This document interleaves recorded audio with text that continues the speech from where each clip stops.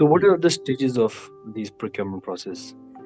अच्छा, वैसे उसमें before going to stages, because Mhm. Stages subject to spend, subject to industry very करेंगे, ठीक है, Mhm. और सब्जेक्ट टू कैटेगरी।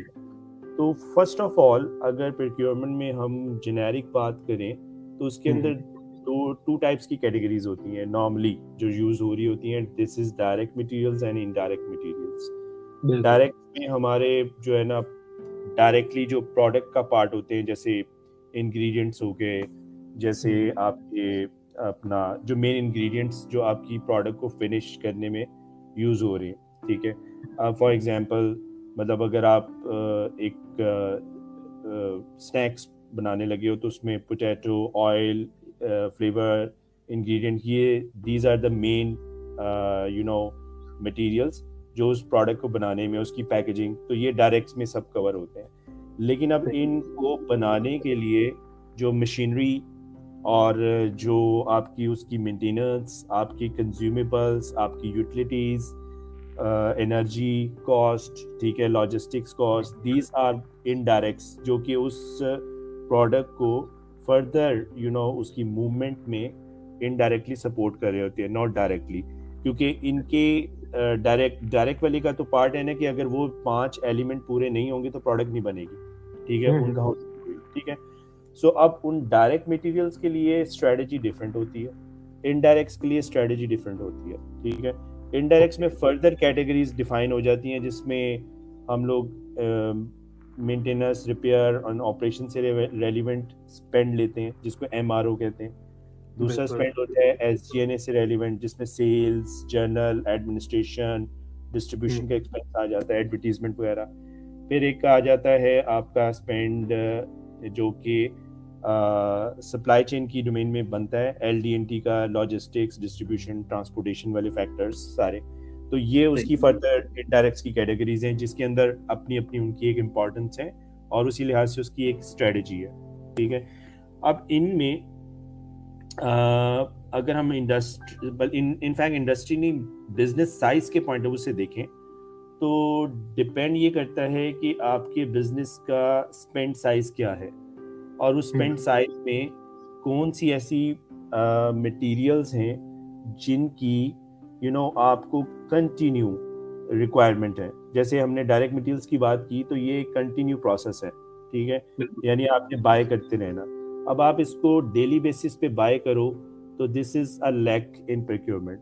रादर आप इसको प्रॉपर कॉन्ट्रैक्ट्स, प्रॉपर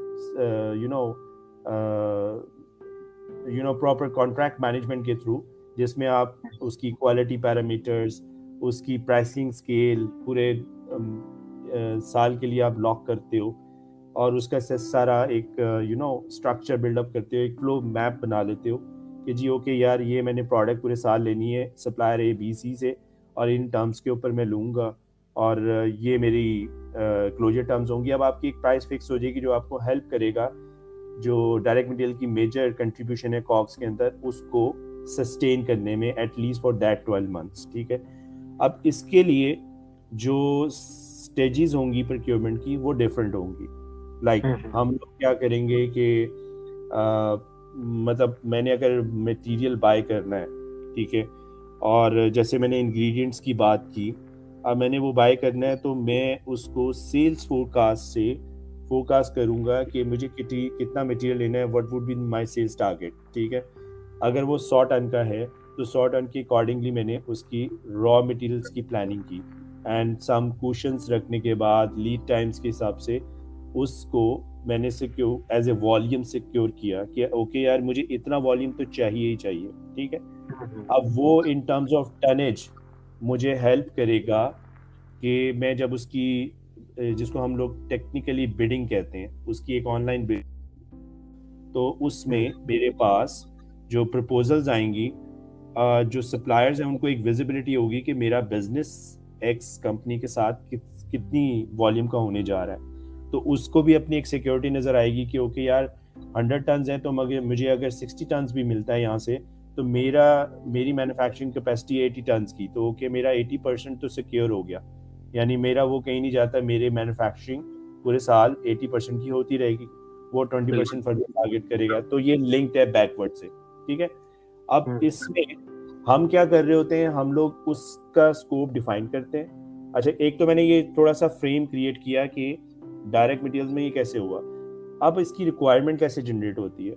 जब मैं सप्लायर ए बी सी को बताने जाऊंगा कि मेरा ये एक्स इंग्रेडिएंट वो क्या है, उसकी टेक्निकल स्पेसिफिकेशंस होंगी, टेक्निकल डिटेल्स होंगी, उसकी कोई शेल्फ लाइफ होगी, ठीक है, उसकी कोई रिक्वायरमेंट्स होंगी कि मुझे वो रीफर कंटेनर्स में चाहिए, टेम्परेचर कंट्रोल चाहिए या एम्बिएंट चाहिए, व्हाटएवर इस तरह से, ठीक है। और उसकी कोई सैम्पलिंग करनी है। अच्छा, उसकी पैकेजिंग कैसे करनी है, मुझे वो पॉलीथीन में पहले पैक करना है, फिर उसको कार्टनाइज करना है, सेकेंडली उसकी पैकेजिंग है, ठीक है, फिर उसको पैलेटाइज करके मैंने रैप करना है। तो दीज आर दी डिटेल्स जो कि हम लोग उस रेलिवेंट डिपार्टमेंट से जो प्लानिंग कर रहा है या जो मटेरियल की सिक्योरिंग कर रहा है इन वेयर हाउसिंग, उनसे ये सारी रिक्वायरमेंट हम ग्रैब करेंगे एक्चुअली सप्लाई चेन से, ठीक है।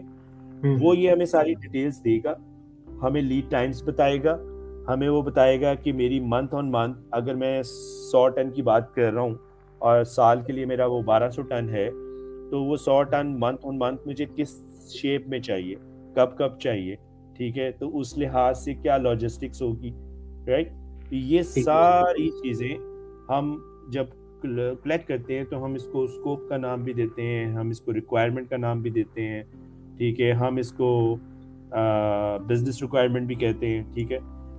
और ये बेसिकली हमें हेल्प करती हैं कम्युनिकेट करने में सप्लायर ए बी सी को, या जब हम ओपन बिडिंग पे जाते हैं, टू अंडरस्टैंड कि what is exactly we are requiring, ठीक है, फ्रॉम दी सप्लायर्स।